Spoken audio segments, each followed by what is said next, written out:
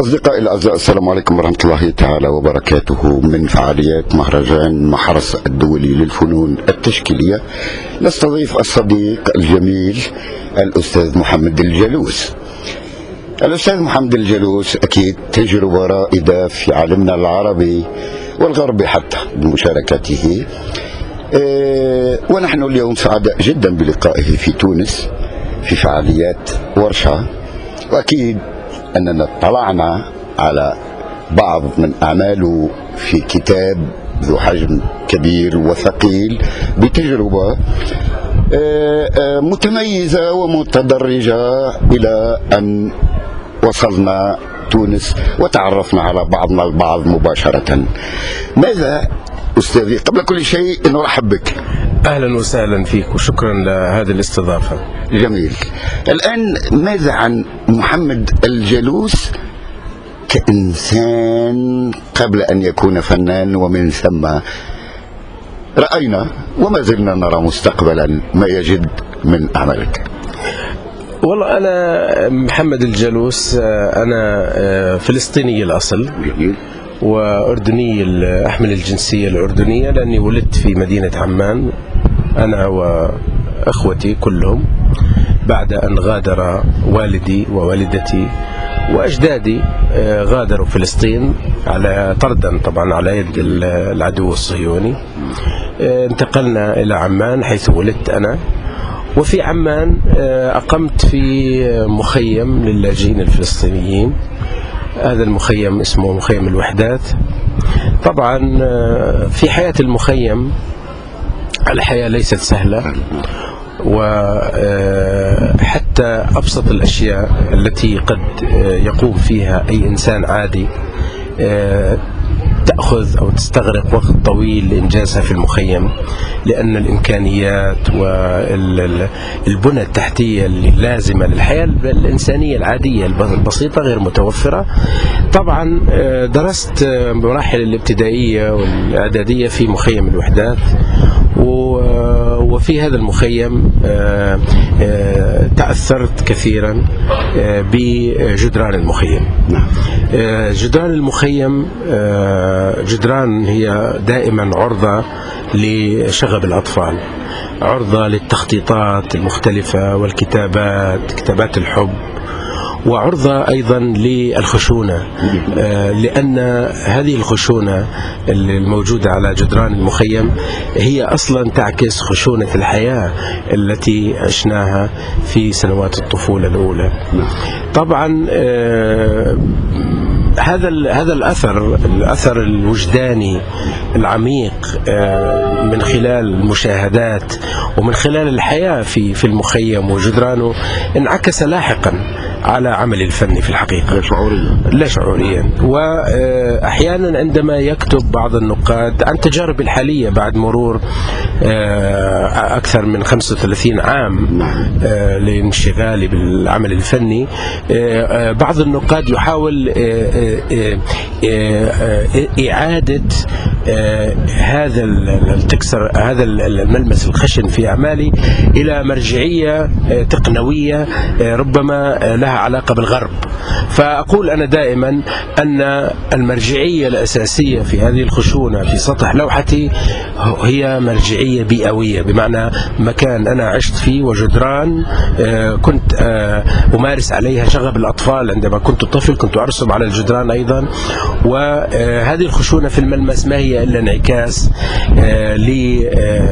لخشونة الطفولة التي عشناها في مخيمات الشتات كفلسطينية. تريد القول بأنها عبارة عن تعبير بياني مرجعي أخذ يعني بنسبة عالية منه حياة الطفولة؟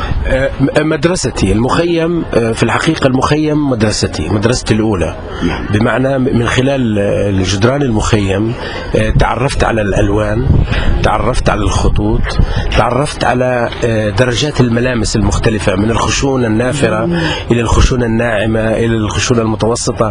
كل هذا كان بالنسبة لي المدرسة الأولى، المدرسة الأولى التي بنيت عليها في المناخ في الناحية التقنية التقنية عملي الفني الحالي اللي بقوم فيه، ومنذ فترة طويلة من بداياتي تقريبا أنا لدي سطح خشن من الثمانينات، لوحتي فيها سطح خشن، حتى تكرس ذلك بمرحلة التسعينات. اشتغلت فترة على الكولاج اللصق، وفي هذا الكولاج كنت أستعير للتعبير عن الخشونة كرتون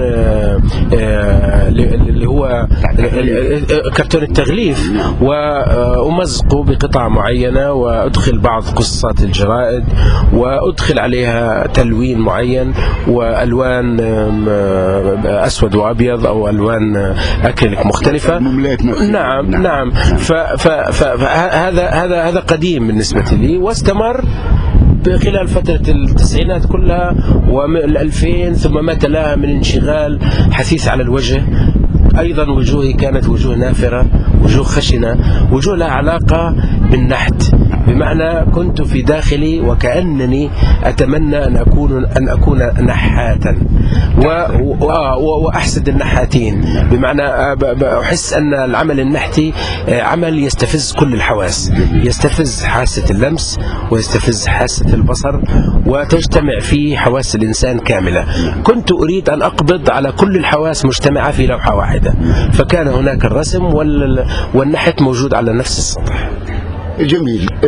فيما يتعلق بالبنية أو شيئية اللوحة كوسائل بناء، هل يعني بالفعل بمواد السوق المعروضة والتي ليس لنا خيار دون أن نمررها بعلاج نصل، هل تفيد بالغرض في التعبير؟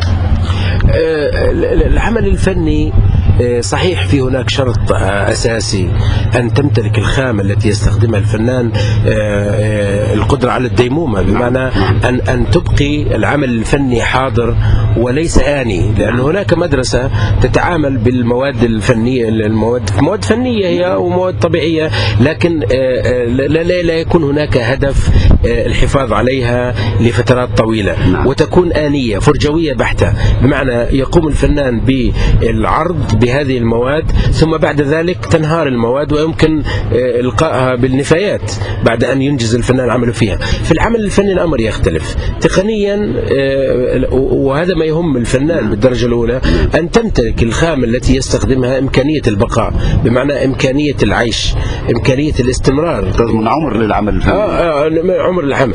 بالتالي أي مادة فنية يتحقق فيها شرط البقاء وشرط الديمومة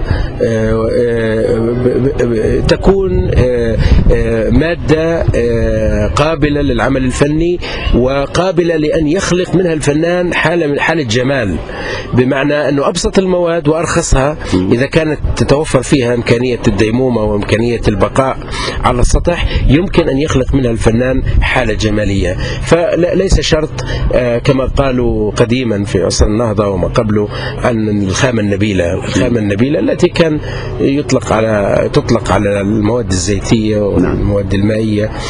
هذه المواد الزيتية اللي هي الخامة النبيلة التي عمل فيها الآن الفنان اقترح، والصناعي اقترح للفنان مواد تحقق النبل من حيث أنها نبيلة، وبنفس الوقت طبيعية، وبنفس الوقت خامة متوفرة، وممكن أنه الفنان يشتغل عليها في أي مكان كان، حتى إذا ما أطلقت الفنان في الصحراء يستطيع أن يتعامل مع التراب ومع الرمل الصحراوي ويعالجه بمواد معينة ويخلق منه عمل فني. إذن المادة الفنية ليست شرطا لإنجاز عمل فني مهم وجميل، بشرط أن تكون مادة قابلة للعيش، بمعنى ليست آنية يمكن أن تسقط عن العمل أو يمكن الاستغناء عنها بعد فترة من المشاهدة.